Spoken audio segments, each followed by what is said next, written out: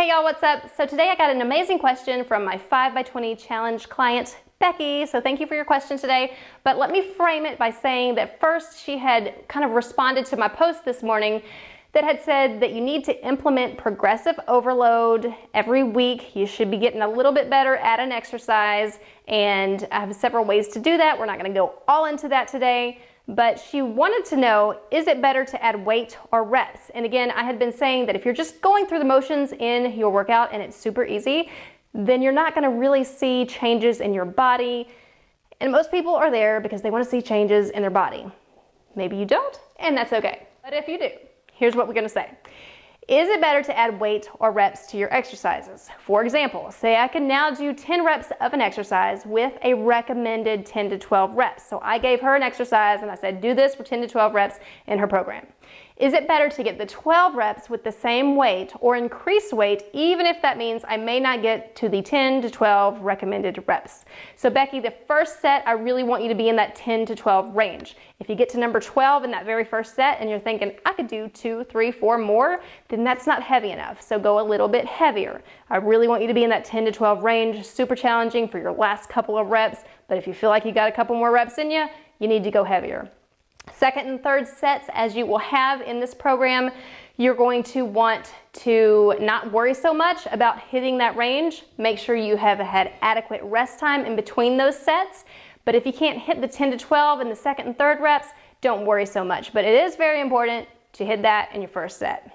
All right, so another part of this question, I have some exercises I could increase weight and reps on the first set, but by the time I get to the third set, I can only get a couple of reps, so I've been trying to do a weight where I can do all of the reps for all of the sets before increasing weight. So I kind of just went over that, but I would say that don't worry about doing 12, 12, 12 in all of your sets. I want you to make the first challenging and the second and third with adequate rest.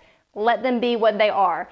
And the next week, you're going to see your log, because you're logging, and you're going to see that maybe the second set, you can maybe get another rep or two. The third set, same thing.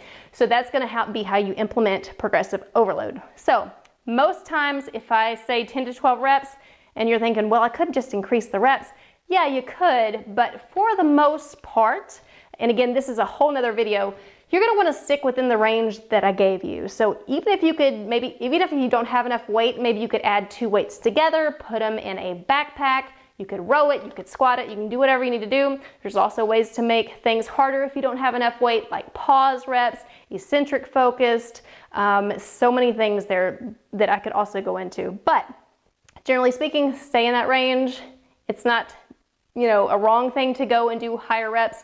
But again, this is your program, and a program is only as good as it is followed. So, and a side note, it might be a really good idea if you are able, I understand that not everyone is able, to invest in those heavier weights. Okay, so I think I covered everything, but I want to do this more often. So if y'all have any more questions, you can message me, you can put them below, and I'm really going to try to make more videos, even though it's not really my thing, but I'm going to try to make it my thing because I think it helps some people. So have an awesome day, Happy New Year, and thanks for watching this entire video.